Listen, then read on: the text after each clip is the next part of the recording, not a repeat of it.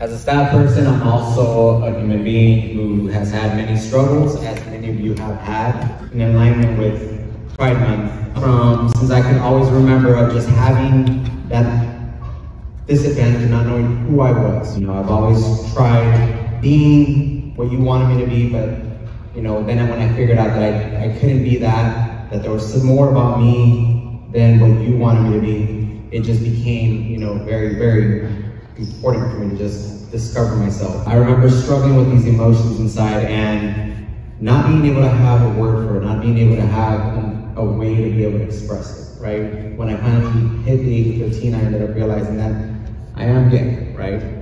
And that has been my truth since that moment to today, right? I'm 35 years old today.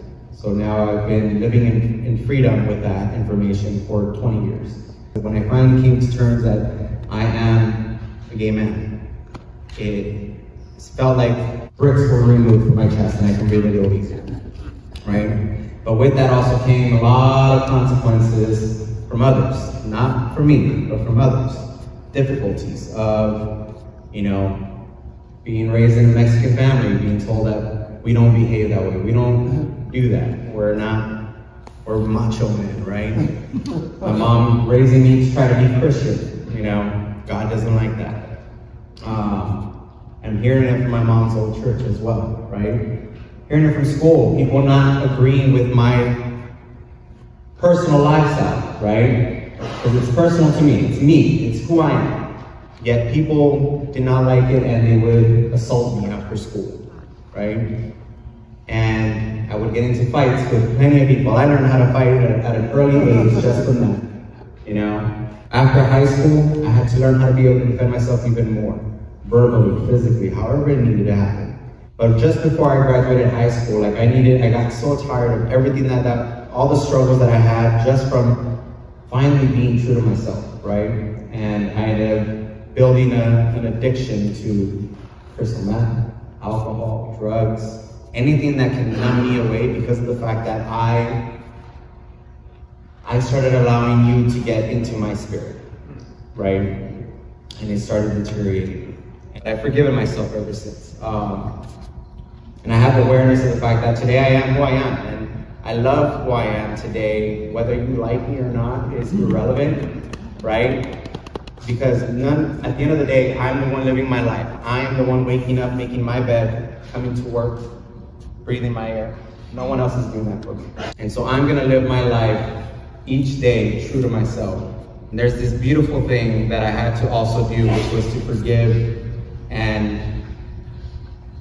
love others, right? Myself, definitely been doing that for the last 7 years since I got sober, even more, right? But with that also came the forgiveness of others. And I also have other friends in sobriety who lived through the AIDS pandemic, and they taught me the things that I know today, what it means to be proud, to have pride. And to have pride for me is just to be able to be who I am without having to change myself to fit anyone else's agenda. Just learn how to love myself and be comfortable with my own self, right? I'm not comfortable right now, but I'm comfortable for the most part in my life. And when it comes to who I am true to that. I will never change who I am in this aspect, right? Or any aspect. And one of the things that I had to do specifically is to forgive my family, right? Because they're the tough ones. They're the ones that I've always seeked approval from, wanting to have their love. But today I know that I don't need their love. I just need love on them. That's it. One of the other things that one of my mentors taught me is what a community is. And I've learned that even here at the Midnight Mission, because believe it or not, within these walls, right here, right now, the person sitting next to you, to the left and to the right, that is a member of your community. You are all facing an experience that's difficult that got you to where you are today. You are all treading this road together, right?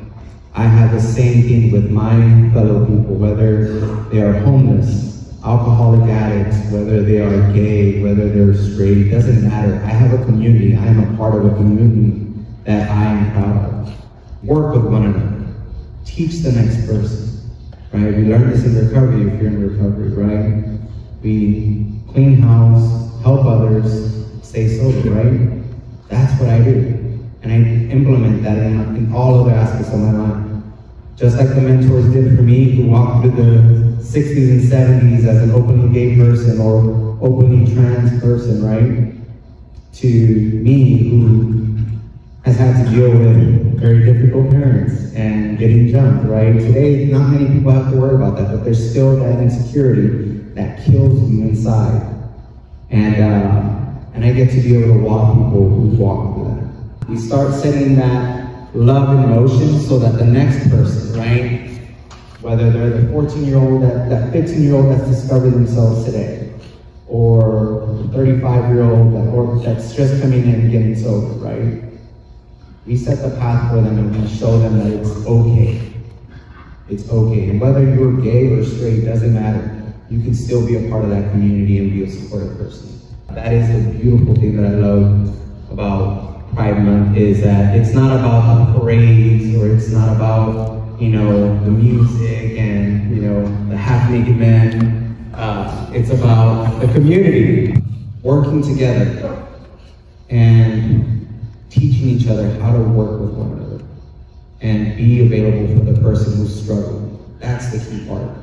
And I hope that Pride Month continues to be that for me, and I hope that that becomes something for somebody else. So that's all I got.